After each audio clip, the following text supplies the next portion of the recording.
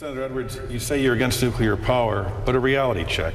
I talked to the folks at the MIT Energy Initiative, and they put it this way, that in 2050, the world's population is going to go from 6 billion to 9 billion, that the CO2 is going to double, that you could build a nuclear power plant one per week, and it wouldn't meet the world's needs.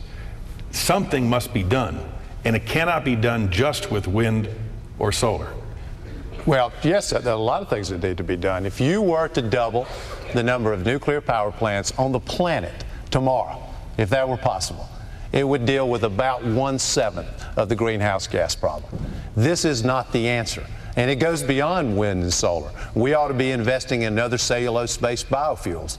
There are a whole range of things that we ought to be investing in and focusing on. And I want to come back to something Senator Clinton said a minute ago. I agree with her and Senator Obama that it's very important to break this iron grip that the gas and oil industry has on our energy policy in this country. But I believe, Senator Clinton, you've raised more money from those people than any candidate, Democrat or Republican. And I think we have to be able to take those people on if we're going to actually change our policy. Now, what we need, in my judgment, is we need a cap on carbon emissions. That cap needs to come down every year.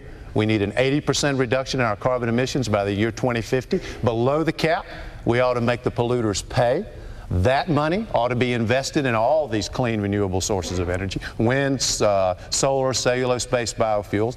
As I said earlier, I'm opposed to building more nuclear power plants, but I'd go another step that at least I haven't heard these two candidates talk about. They can answer for themselves.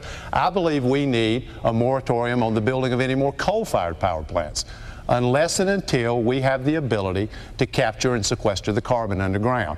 Because every time we build a new coal-fired power plant in America, when we don't have that technology attached to it, what happens is we're making a terrible situation worse. We're already the worst polluter on the planet. America needs to be leading by example.